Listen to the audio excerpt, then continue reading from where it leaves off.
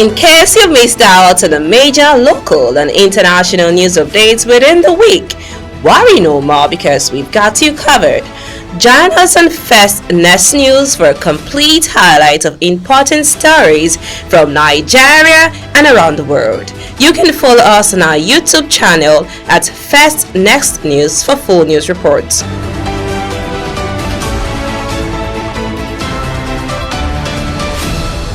Hello everyone, a very pleasant day to you. I hope your day has been going great.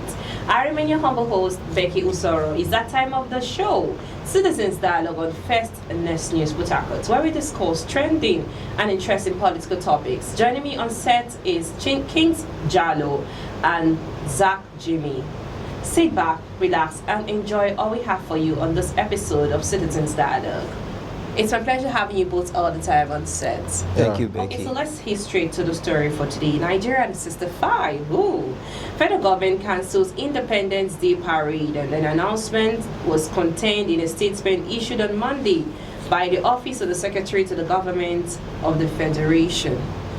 Zach, what do you have to say on this story? We're hitting 65, Nigeria's independence 65. What have we accomplished? Or let's say for this government that has come forth, what will Nigeria say? What are we celebrating?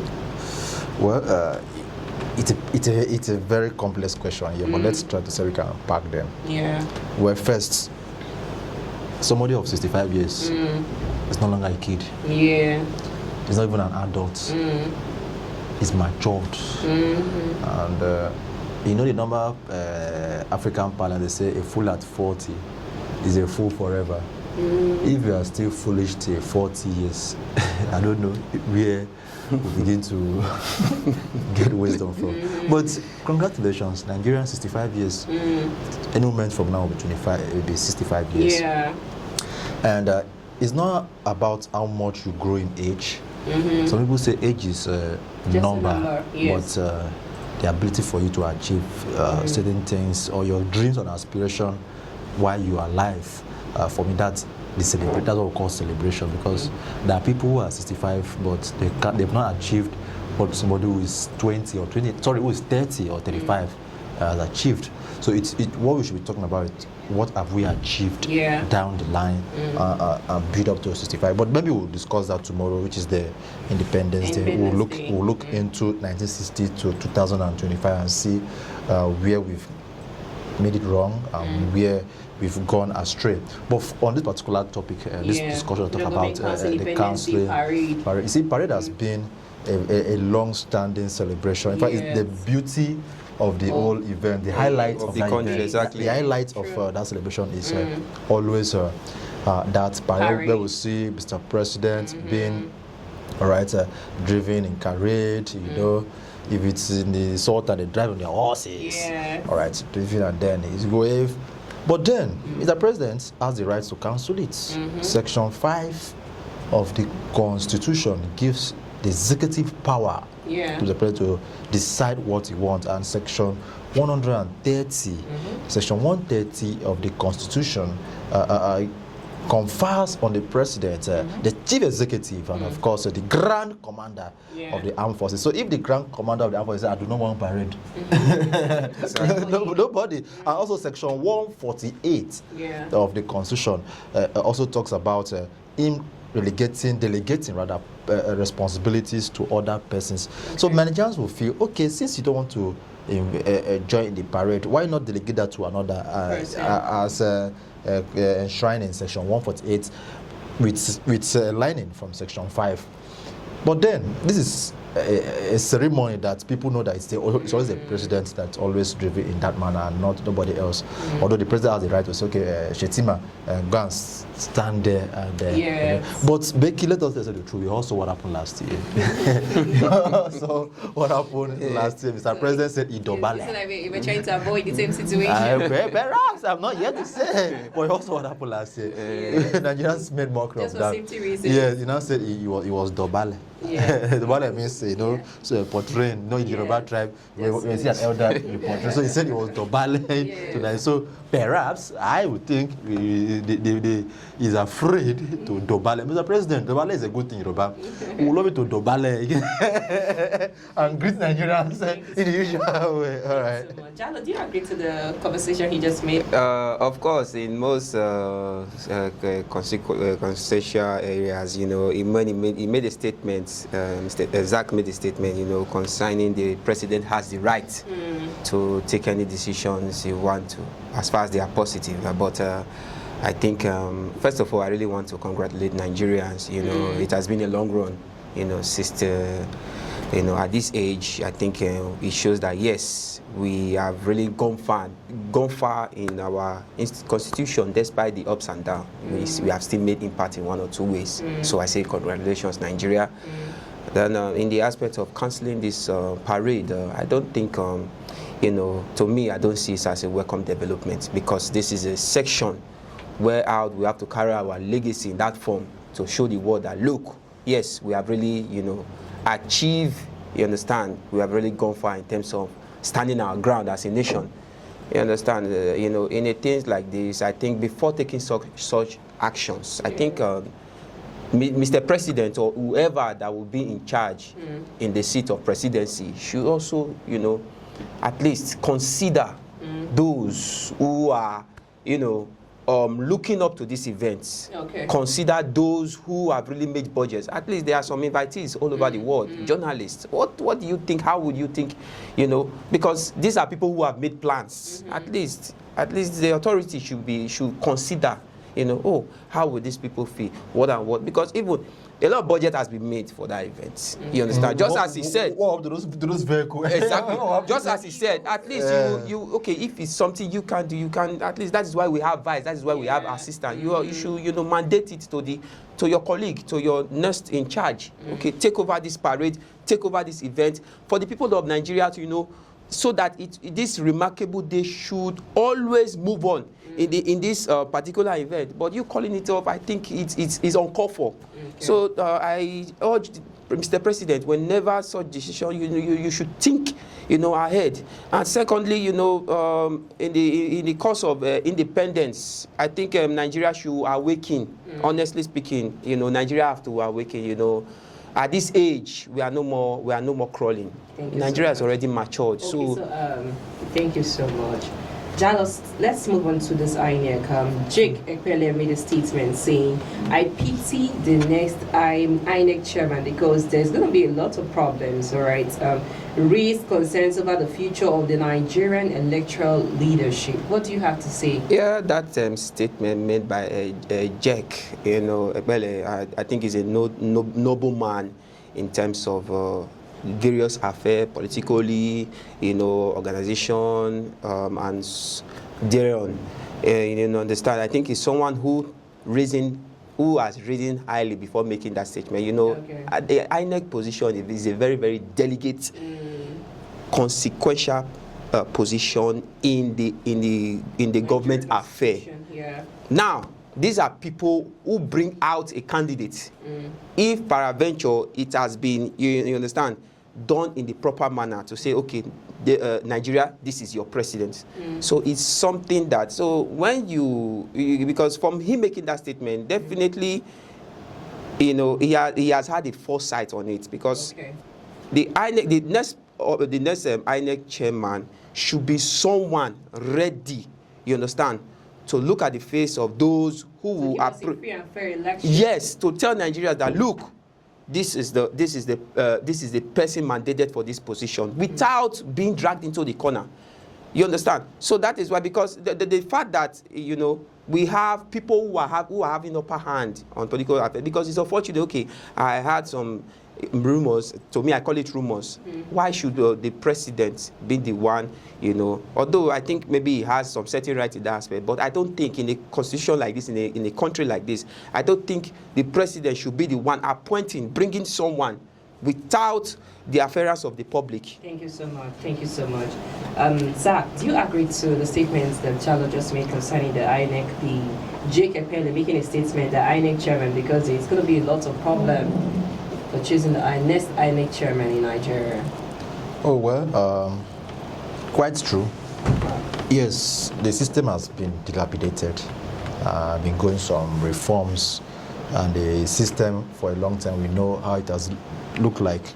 All right, it has been a case of people dragging the electoral umpires from left, right, center, even the people, the officials, of course, they've not rested ever since the 2023 elections, with some people accusing them of malfeasance, some people accusing them of ineptitudeness, some they've accused them widely as a corrupt set of people. Yeah. Well, when we have an institution that has been christened as a corrupt organization, and then we want to have a transition, of course, in that institution, normally people will always come out to make their point of view. All right, their opinion, everybody's opinion is valid according to themselves. Everybody has their rights to their opinion. But I always stand on the path of truth. Let's tell ourselves the truth. Ever since we started this FEDECO, NEC to INEC, has there been a credible election in Nigeria? Forget about Humphrey Wonsu of 1993 when he conducted the election of late Moshood Abiola. The Nigerians described that election as the most freest and fairest, and they said you should be honored, all people should be honored, all of that. Now, from that time to now, have we had elections? So it's not about Jake, who has come out to say the next INEC chairman, but the truth is, the next INEC chairman knows what he should do. He knows the cry of Nigerians, and he should, in case he doesn't know, he should know that this is a very sacred institution of which the Nigerians hold so dear. That is if he will, because that's exactly problem. because the system right now is like an appointment, picking someone from the congregation, which is really affecting the system. That's true. You should understand that that organization has been talked down by Nigerians. So whoever that is stepping into the office should be ready to carry both the liability and the progress of that institution. But for me as an individual, I have nothing to say on this. What I would rather advise is that whoever that is stepping into that office should know that he represents the interests of 230 million Nigerians. And if he does the wrong thing, history will always have his or her name in a bad record. But if he does this, if he stands his ground and do the right thing, all right, posterity will write his name in the indelible signs of time, and Nigerians will crave his name in their minds. Going forward, whoever the INEC chairman, I don't have a problem, but you should know that he has a lot of work to do. Thank you so much. I hope you're enjoying the program. It's still the show Citizens Dialogue on First News Port Harcourt. I'm still your humble host, Becky Usoro. Please stay tuned.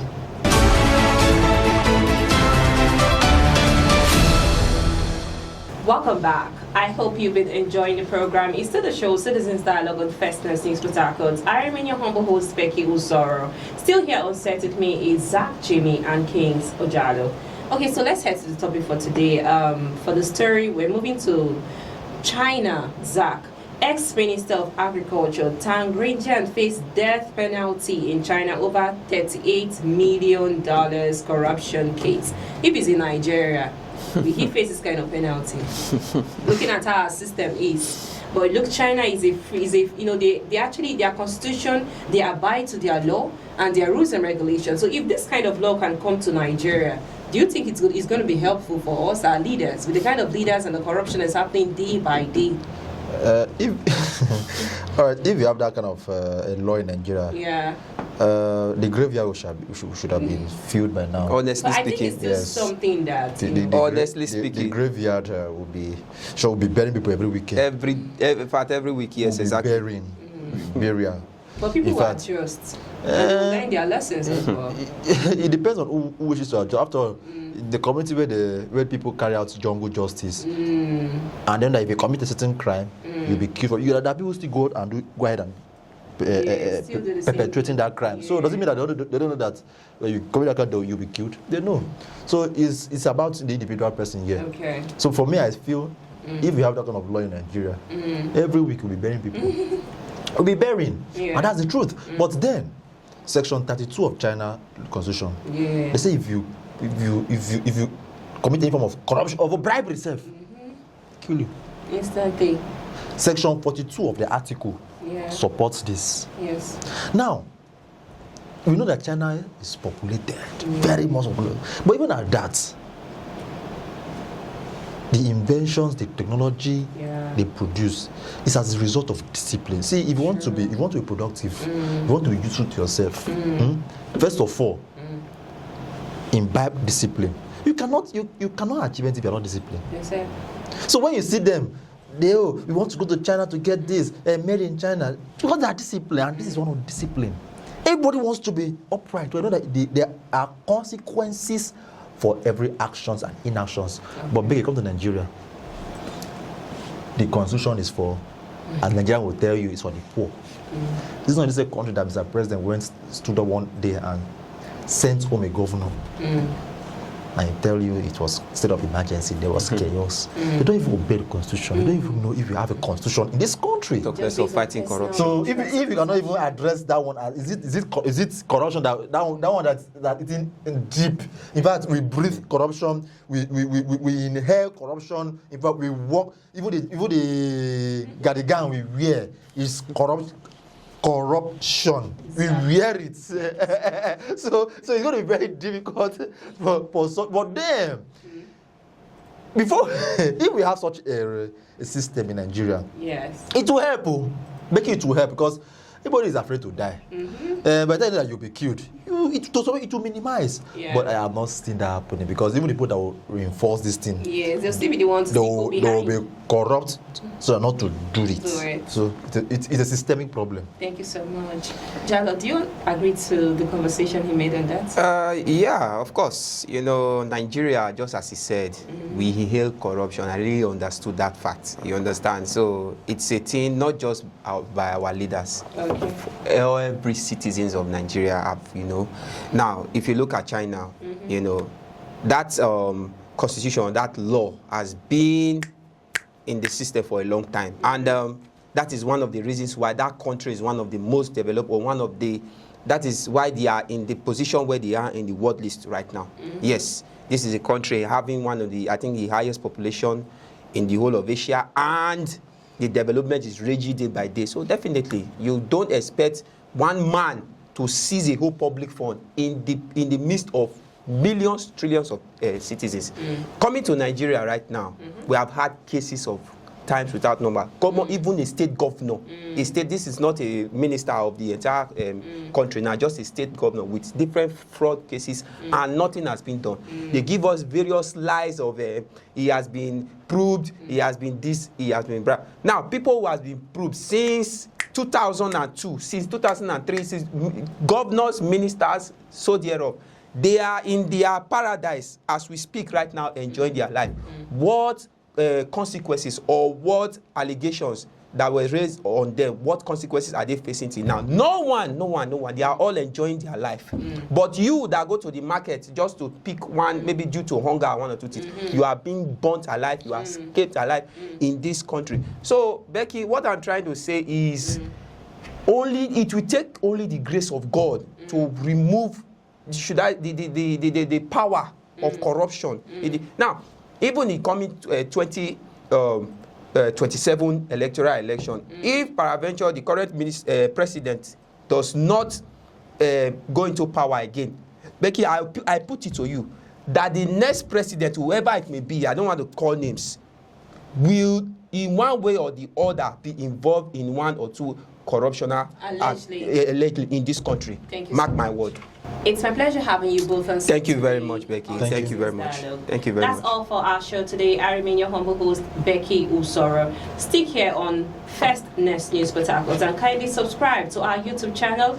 Comments and suggestions are also welcome. Stay tuned for many more episodes on Citizens Dialogue. Many thanks for watching. Bye for now. In case you missed out on the major local and international news updates within the week, worry no more because we've got you covered.